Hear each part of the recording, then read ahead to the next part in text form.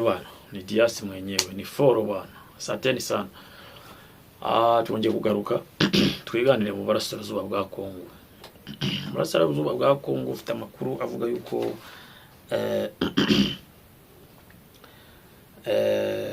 Wazalendo FARDC barimo bavuza bombe nyinshi cyane mu mujyi wa Goma. Barimo baravuza bombe nyinshi cyane kabisa, niba ari abajura, niba ari bo, ariko nyirizina amakuru aravuga yuko ari bo.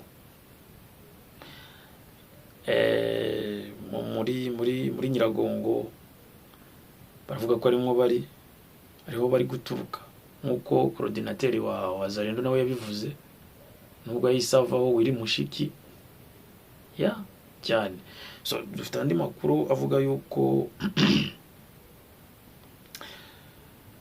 muri Sud Kivu aho bita Minova uzawerekeza Karehe, uzamiti, usatira ikivuga cy'indege Kavumu, naho Wazalendo yongeye kubyutsa umutwe.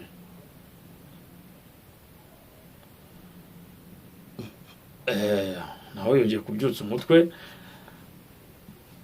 Nandi makuru avuga yuko M23 raforo zagezeyo ari nyinshi, amakamyo agera nko kuri 6 yamaze kuhagera kera cyane. Yamaze kuhagera, aje gutanga raforo kugira ngo Uvira yongere ibe récupéré maboko ya M23.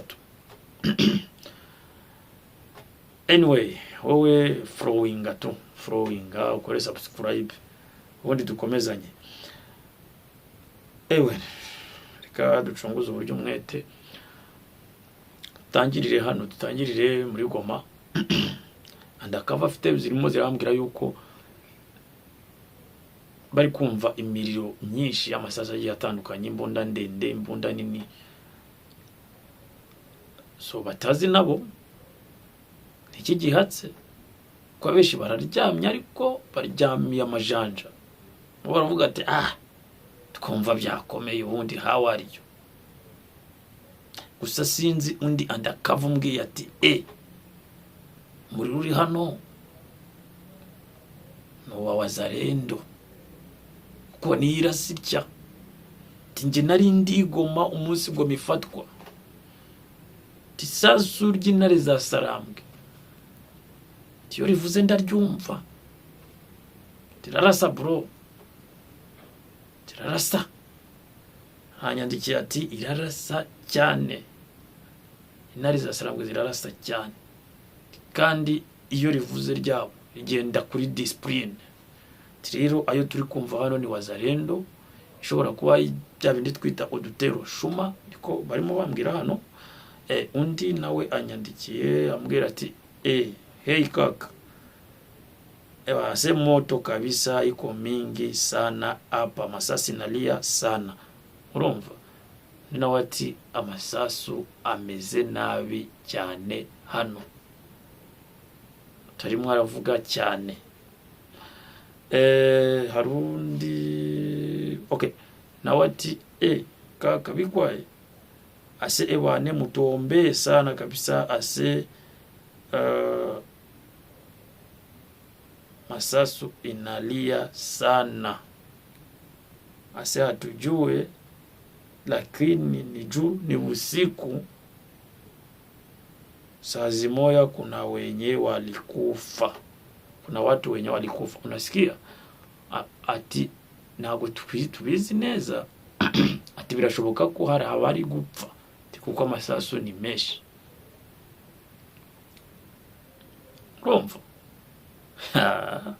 ave Kayenze. Harundi goko uyu we noneho ase jambo kaka, ase bigwaye, ase salama, ase mulisha lala Kigali, ase omwenyi ye bwana she huku atuka tena masasi inaanza tena lia. Hatujui kama ni wa mwizi, kama ni wazalendo na FARDC, kama ni banani hatujui. Lakini selo na mulio ambao tukwasikia siyo M23, kwa sababu ilayo tulisha izowea. Tunayua kama lisasi yao inakuwa hatari sana. Nabasike bayitinya, barayitinya cyane. Ati ibyo turi kumva hano ni amasasu menshi cyane. Ati Kigali muraryabyo, ati mumeze neza, ati byibura namwe. Ati twebwe rero amasasu arongeye atangiye kurira cyane, avuga cyane. Ati kandi ntabwo tuzi niba ari FARDC cyangwa se ari wazalendo. Ati gusa ibaye ari M, twaba tuzi yariyo, twaba twabimenye ko ariyo, kuko doke isazu ryabo uko rivuga tumaze kurimenyera, kandi rivuga kabisa, rivuza ubuhuha. Ati nta n'umuntu ukoraho. Ati birashoboka ko baba ari abajura bawazalendo. Okay, kabaye. Urongera uvuga ngo Diasi ngo na good information nguha, urongera uvuga ngo nta makuru nyayo nguhereza.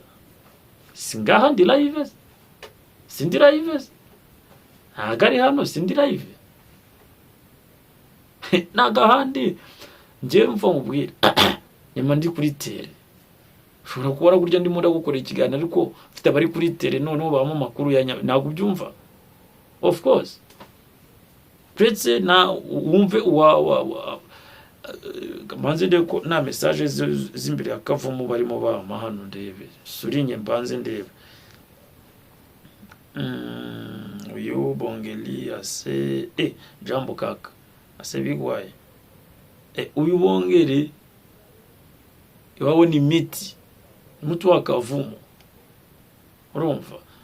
Ase Jambo kaka ase unayua kama tena wazalendo iliwahi tena kukuya piga tena M23 ikashindwa, ase M ikaikimbiza, urumva. Ati waruzi ko wazalendo yongeye kubyutsa umutwe ishaka gukubita M ikabasubiza inyuma, ikanabakubita ikabashushubikanya. Ati M ni mbaya cyane. Ati hapa make usikie tu ni moto sana, lakini M antuka ni hatari sana, urumva. Ati M ni hatari, ati M iri hejuru.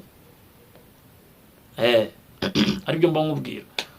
Wowe ukajya gushakira amakuru ahandi sinzi gute, hano urumva wowe kora subscribe. Makuru ya nyayo apa kuisha abahari. So urumva ko ni kavumo naho bitameze neza, ariko ni bwa bujura bwa M23 bwa wazalendo babwongeye kwiyongoza bukaza. Ergaye wazalendo nabandi ni population sibyo, usanga banazibitse mu nzu. Mabunduki ari mu nzu akayegura nijoro, yashaka kujya kwiba akavuga ati reka ndivuze, yabona baraje akavedeka cyangwa se akanapfa, nuko babaho. So harani makuru rero ambwira yuko muri Uvira M yahasatiriye cyane, ishobora kuba iri mu birometero nka 2 kugira ngo yinjire Uvira. Kuko abarundi ati birutse cyane. Dore hano hari umuntu wegeza nyandikira ambwira ati Jambo kaka bikwaye ase salama ewane, unajua kama tena Uvira inatakuwa Tombe. Nanjye ndongera ndamwandikira se Tombe kwa wanani, ase Tombe ku M23, kwa sababu tunaona Warundi wanaanza vuka sana, wanaanza rudia kwao. Bivuga ati M23 iri mu birometero 2 bro wigere muri Uvira. Ati waruzi ko Uvira tena igiye kuba Tombe. Ndamubaza ngo kuri Tombe kuri bande? Ati igiye kuba Tombe kuri M23. Ati kubera ko twamaze kubona ko hari imeze nabi, toka ikirere kimeze nabi kubera ko umurundi nawe yadutaye yirutse, barimo barasubira iwabo nka kumwe mbere. Ejo bundi fatwa byari bimeze kuhisha maneno. Makuru abi hano, aha niho abari, hano niho ubundi aba nyayo, good formation. Murundi atira yave ndetse ati yabanginga ati ejo mutondo abana amaze kubabwira ati Uvira tombe cyane, Uvira tombe. Ariko ushobora kwibaza impamvu bridge igihe cy'amasezerano ya USA ari bo Uvira ifatwa. Bwana, mimi nakuya tuviongelee. Asanteni sana. Ngoja wewe baadaye tuongee tena. Asante, wewe subscribe. Asanteni sana.